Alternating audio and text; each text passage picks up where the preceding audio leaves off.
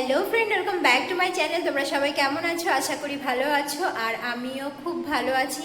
তো অনেক দিন পর আবার এই ইউটিউব চ্যানেলে ভিডিও করছি। এই চ্যানেলটাতে অনেক দিনই হয়ে গেছে যে কোনো ভিডিও দিইনি। তো আজ হচ্ছে শ্রাবণ মাসের প্রথম সোমবার। তো সকালবেলা স্নান করে পুরো রেডি হয়ে গেছি, মানে রেডি হয়ে গেছি কি, পুরো ঘরের পুজোও করে নিয়েছি। এখন যাব মন্দিরে, তো তার জন্য পুরো মানে ফুল রেডি হয়ে বসে আছি। আর এ দেখো, আমিও সবুজ চুড়ি পরে নিয়েছি সবার মতো, কারণ যারা শ্রাবণ মাসের সোমবার করে তারাই দেখবে প্রায় সবাই সেই সবুজ চুড়িটা পরে এই মাসটাতে। তো আমিও অন্যথা যাই কেন, আমিও পরে নিয়েছি সবুজ চুড়ি আর ফুল রেডি হয়ে গেছি। তো এবার বেরোবো মন্দিরে পুজো দিতে। তো চলো, সঙ্গে থাকো আর দেখতে থাকো। মন্দিরে যাওয়ার জন্য সব ব্যাগগুলো গুছিয়ে নেব। তো পুজোতে যা যা জিনিসপত্র লাগবে, ঘি মধু সমস্তটা গুছিয়ে ব্যাগে করে নিয়ে যাব, কারণ মন্দিরটা অনেকটা দূরে। আমি গাড়ি করে যাব, তো হাতে থালা নিয়ে যেতে পারবো না, কারণ যেহেতু গাড়িটা আমিই চালিয়ে যাব। তো একটা ব্যাগের মধ্যে করে সমস্তটা নিয়ে নিয়েছি।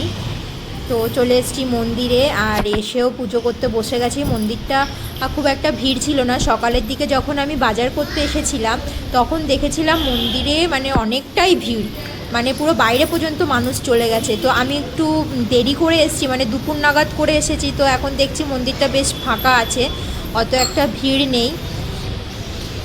তো এই হচ্ছে পুরো মন্দিরটা। আর এখানে দেখো, ক্যামেরা করছে আমার ক্যামেরাম্যান, আমার মেয়ে, আর আমি ওখানে বসে পুজো করছি।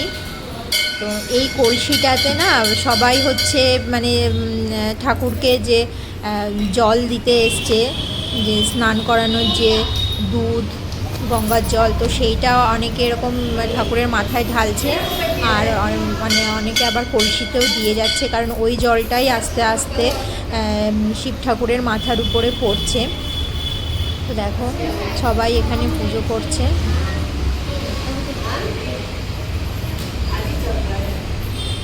বেশ ফাঁকায় ফাঁকায় পুজো হয়ে গেছে। এটাই মানে বসে আরাম করে পুজো করতে পেরেছি, না হলে যে সকালের দিকে এলে যে কি হতো কে জানে।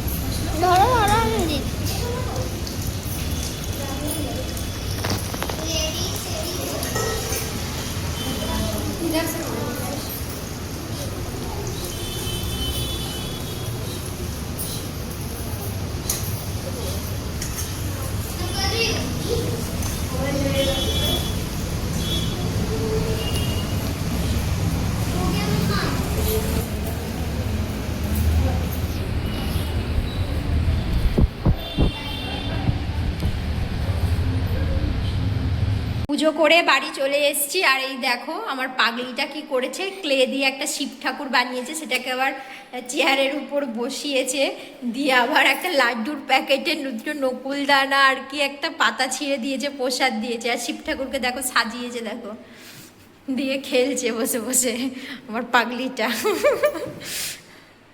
ও, এটা কি বানিয়েছো তুমি? শিব ঠাকুর? হ্যাঁ,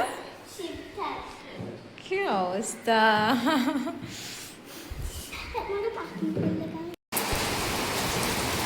বিকালের দিকে মুষলধারায় বৃষ্টি শুরু হয়ে গেছে, আর বাইরের ওয়েদারটা এত ভালো লাগছে যে তোমাদের সঙ্গে না শেয়ার করে থাকতে পারলাম না। আকাশটা দেখো এত সুন্দর লাগছে, পুরো মন ছুঁয়ে যাচ্ছে, দারুণ দারুণ লাগছে।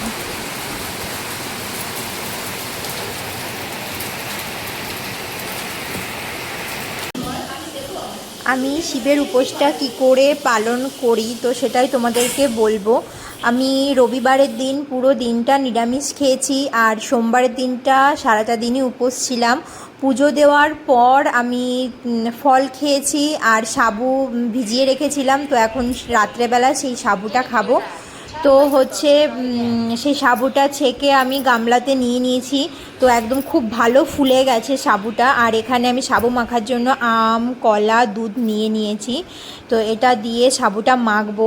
তোমরা যেরকম পারো সেরকম ফল দিয়ে সাবুটা মাখতে পারো, তাহলে আরও বেশি টেস্টি হয়। আমার কাছে এই জিনিসগুলোই ছিল, তো তাই দিয়ে ভালো করে মেখে নিয়েছি। তো সারাদিন এমনি আমি সারাটা দিন জল খেয়েছিলাম, মানে যতক্ষণ না পুজো করেছি সকাল দিয়ে জল খেয়েছিলাম, আর পুজোর পরে তারপর ফল নিয়েছিলাম, প্রসাদ নিয়েছিলাম। আর রাত্রেবেলা এখন সাবু মাখাটা খাবো। বাস, এবার পরের দিন কি করতে হবে, পরের দিন সকালবেলা উঠে স্নান করে আগে পুজো করে তারপরে খেতে হবে, কিন্তু সেটাও আবার নিরামিষ খাবার, ঠিক আছে? তো এটাই ছিল আমার পুরো শিবরাত্রি বলছি, যে শ্রাবণ মাসের যে শিব পুজোর পুরো ভিডিও। তো তোমাদের কেমন লাগলো অবশ্যই কমেন্ট করে জানাবে। তো আজকের মতো টাটা।